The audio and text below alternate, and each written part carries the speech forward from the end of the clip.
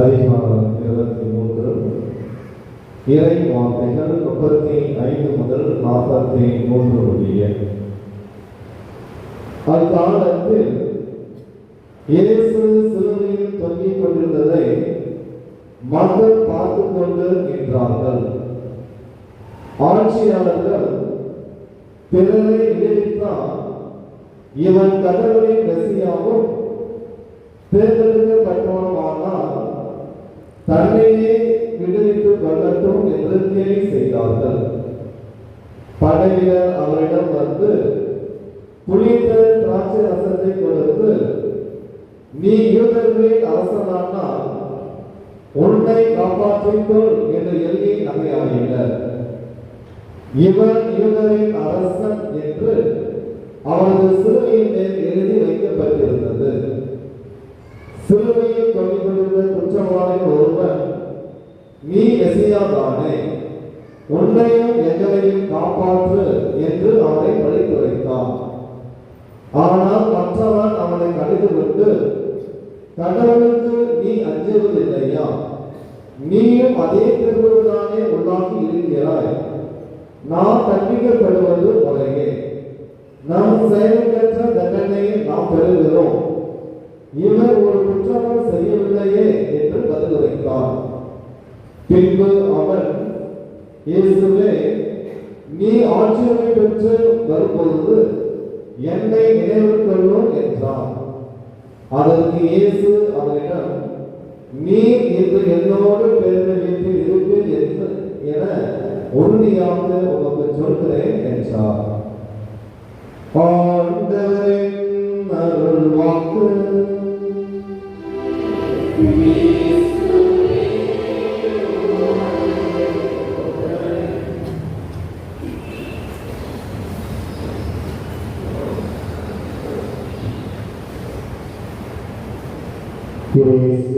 பிரியமான அன்புக்குரிய சகோதர சகோதரிகளே, உங்கள் அனைவருக்கும் கிறிஸ்து அரசர் திருவிழாவின் நல்வாழ்த்துக்களை மகிழ்ச்சியுடன் தெரிவித்துக் கொள்கிறேன்.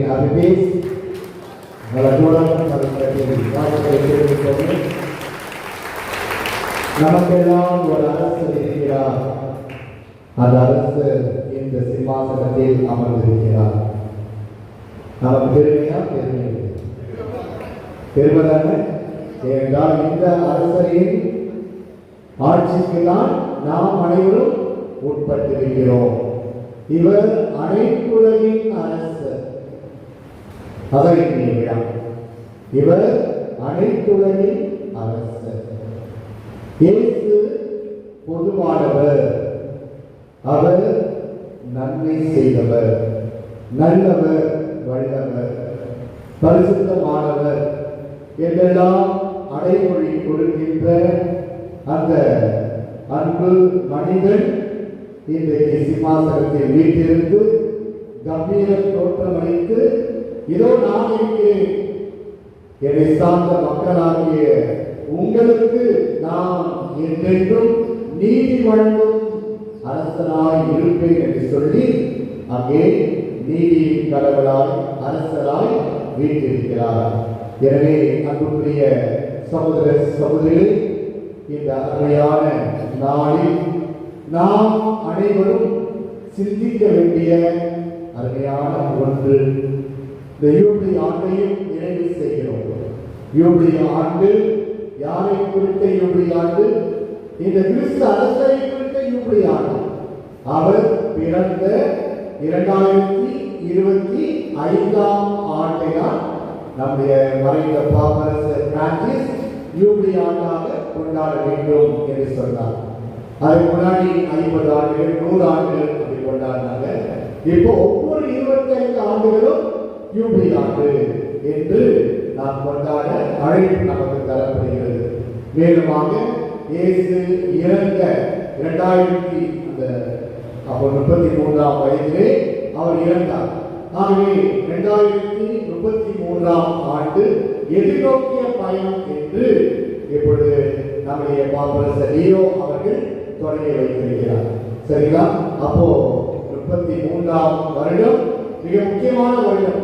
இயேசு என்ற மாமனிதர் இந்த உலகத்தில் தோன்றி மரித்து நம்மை மீட்க கடவுளாய் இருக்கிறார் என்பதை நினைவு கூறும் வருடம் 2033ஆம் வருடம்.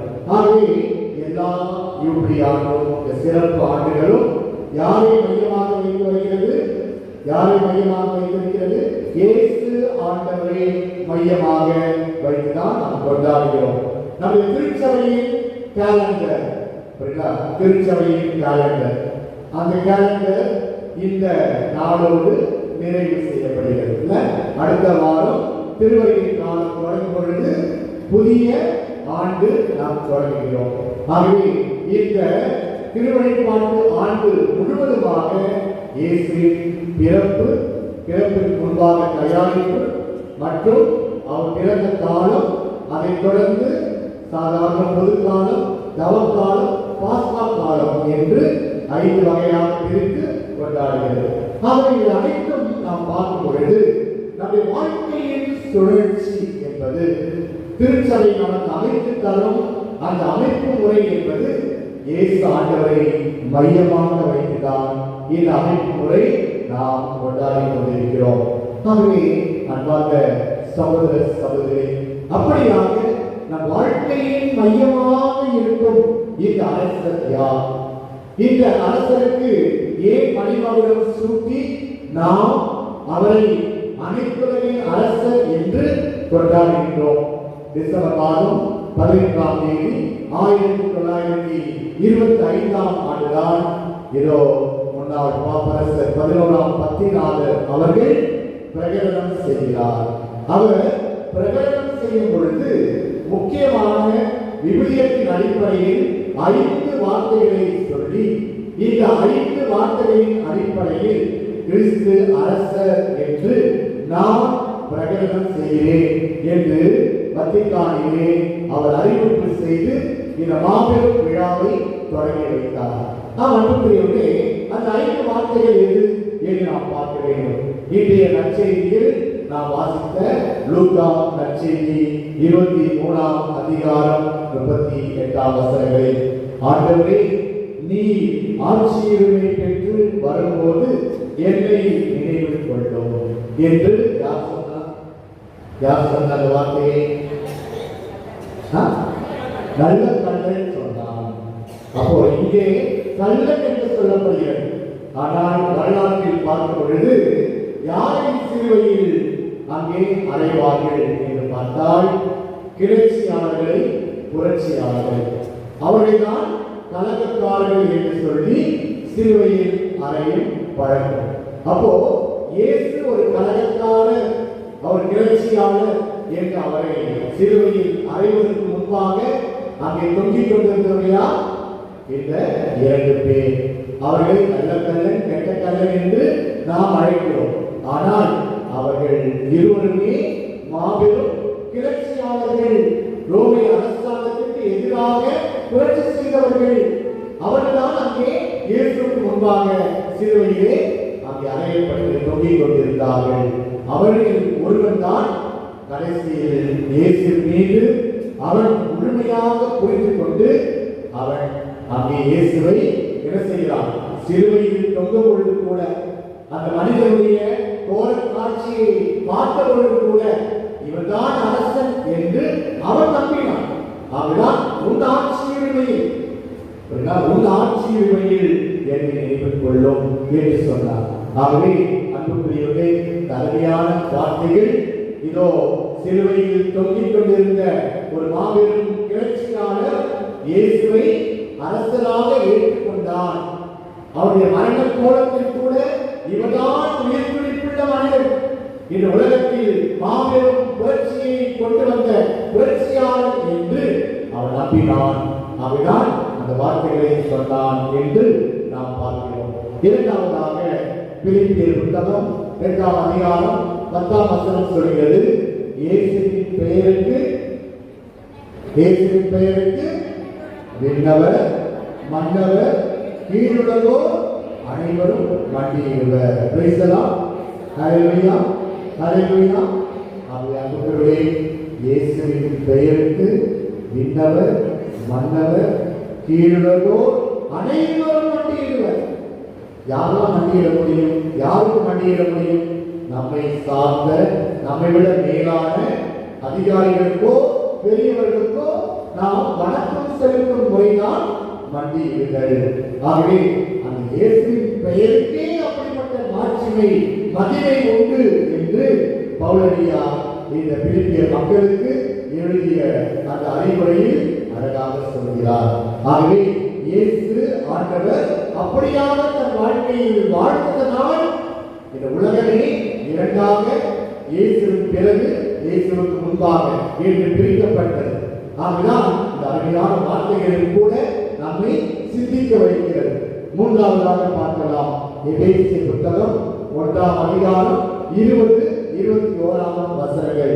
இவை சொல்கிறது, கடவுள் இறந்த கிறிஸ்துவை உயிர்த்தெழச் செய்து விண்ணுலகில் தமது வலப்பக்கத்தில் அமர்த்தினார். அதன் மூலம் ஆட்சியாளர், அதிகாரம் கொண்டோர், வல்லமையுடையோர், தலைமை தாங்குவோர் அனைவருக்கும் மேலாகவே அவரை உயர்த்தினார். Praise the lord. ஹல்லேலூயா. அருமையான வார்த்தைகளை பாருங்கள். ஆகவே அன்புக்குரியவர்களே, இயேசு ஆண்டவர் தன் தந்தையிடமிருந்து வந்தவர். ஆகவே தந்தையிடம் மீண்டும் சென்றார். வலது பக்கத்தில் வீட்டிலிருந்து யாரெல்லாம் அவர் ஆட்சி செய்வார்? அதிகாரம் கொண்டோர், வல்லமையுடையோர், தலைமை தாங்குவோர் அனைவருக்கும் மேலாக அவரை ஆண்டவர் உயர்த்தினார். ஏன் உயர்த்தினார்? அவர் அவருடைய திருவிழப்படி வாழ்ந்ததனால், அவருடைய வார்த்தையை கேட்டு தன்னை காட்டிக் கொண்டு தன்னுடைய இறுதிக்குடி ரத்தத்தையும் மக்களுக்காக சிந்தியதனால் தந்தை கடவுள் என்ன செய்தார்? அவரை உயர்த்தினார். சரிங்களா? ஆகவே இயேசு அரசர் என்று இந்த அருமையான வார்த்தைகள் நமக்கு எடுத்து காட்டுகிறது. மேலும் மத்தேயு நற்செய்தி 28ஆம் அதிகாரம் 19ஆம் வசனம் சொல்கிறது, விண்ணுலகிலும் மண்ணுலகிலும் எல்லா அதிகாரமும் எனக்கு கொடுக்கப்பட்டுள்ளது. Praise the lord. ஹல்லேலூயா. இந்த வார்த்தைகளை சொன்னது யார்? இயேசுவே சொல்கிறார்.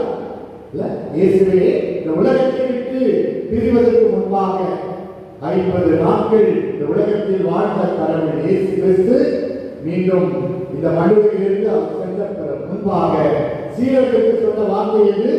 விண்ணுலகிலும் மண்ணுலகிலும் எல்லா அதிகாரமும் எனக்கு கொடுக்கப்பட்டிருக்கிறது. Praise the lord. ஹல்லேலூயா. இந்த வார்த்தையின் படியாக இயேசு அரசர் என்று நாம் அறிகின்றோம்.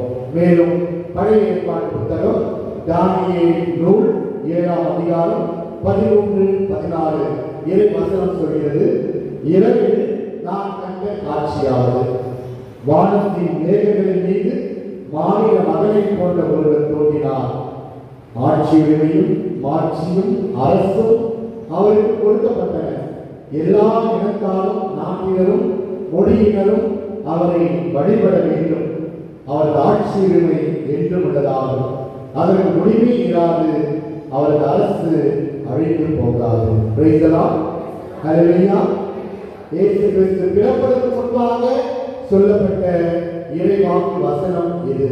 தானியேல் தன் கனவின் வழியாக ஆண்டவர் உணர்த்திய இந்த இறை வசனம் இயேசு முடிசூடா மன்னன், அவர் மணிமகனும் சூட்டப்பட்டவர் என்ற அருமையான வார்த்தைகள் ஏற்பித்து காட்டுகிறது. எனவே அன்புக்குரிய சகோதர சகோதரிகளே, இவ்வாறாக இந்த உலகத்தில் நாம் பார்க்கும் பொழுது நம்முடைய எண்ணங்கள் எப்படிப்பட்ட எண்ணங்களாக இருக்கிறது? எப்படிப்பட்ட எண்ணங்களாக இருக்கிறது?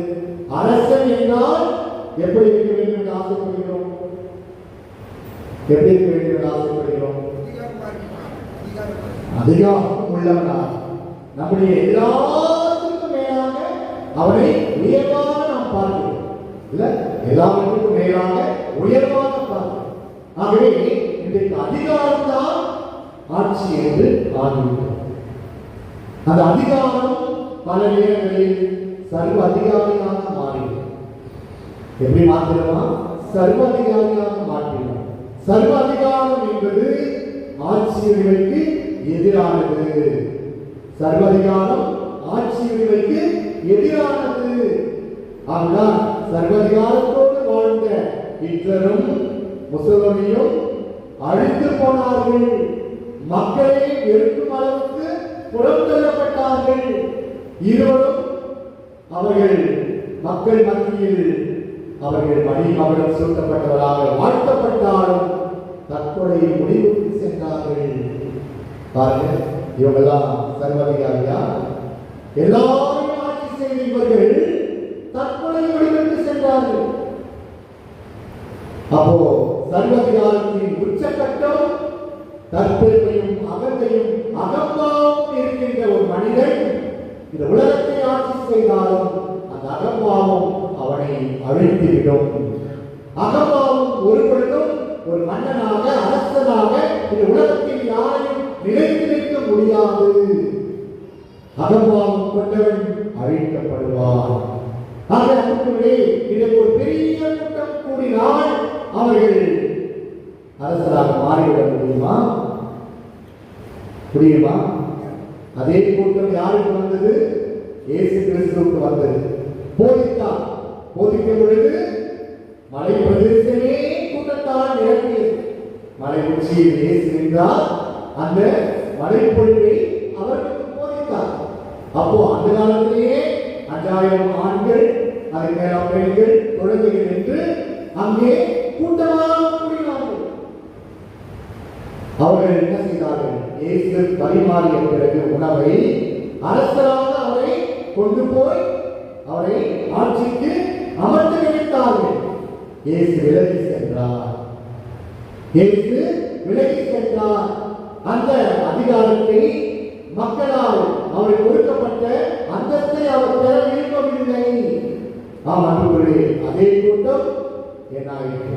அப்படியே மாறிடுச்சு. எப்படி மாறிடுச்சு? பிளாத்துவின் அரண்மனையில் இயேசு நிற்க வைக்கப்பட்ட பிறகு இவரை சிலுவையில் என்று கத்தியதியா? அந்த கூட்டம் தானே, நாமெல்லாம் அந்த கூட்டம் தானே. பல நேரங்களில் அந்த கூட்டத்தை சார்ந்தவர்கள் தான். பிடித்தவர்கள் என்றால் வாழ்க வாழ்க, பிடிக்காதவர்கள் என்றால் ஒழிக ஒழிக. யாராவது நம்மை நல்லிடத்தில் கொண்டு வர நமக்கு தீர்மானித்தால் அவர்கள் ஒழிக ஒழிக. அதே நேரத்தில் பாராட்டுகளையும் மற்றவர்களையும் நமக்கு குவித்துக் கொண்டிருந்தால் வாழ்க வாழ்க. சரியா? இதுதான் நம்முடைய கோஷம்.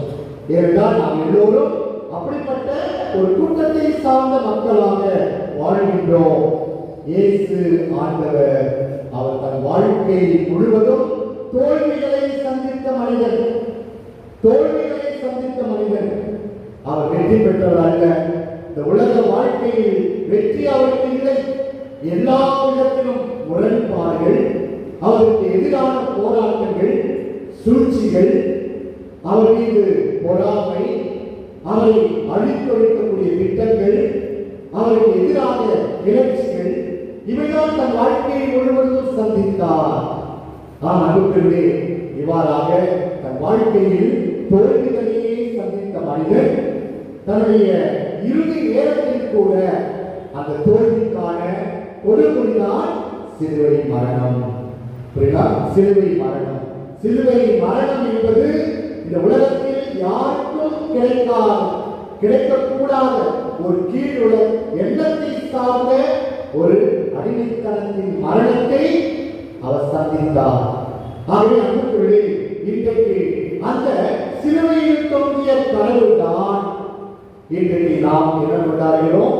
அந்த ஆட்சியை அமர வைத்து அழைப்பு பார்க்கிறோம். நம் கடவுள் அந்த சிலுவை சிம்மாசனத்தை அவர் மணிமகுடமாக சூடியவர். அதுதான் அவருடைய ஆட்சி உரிமை. இது அல்ல, இது நம் கற்பனை. அது அவருடைய ஆட்சி உரிமை. ஆகவே இந்த அரசர் சிலுவையில் நமக்கு மன்னிப்பை வழங்கியவர். சிலுவையில் தொங்கியவர்கள் கூட கடைசி நேரத்தில் தன்னிடத்திலே மன்றாடி கேட்ட ஒருவனுக்கு தன் ஆட்சியில் பங்கு கொடுத்தவர்.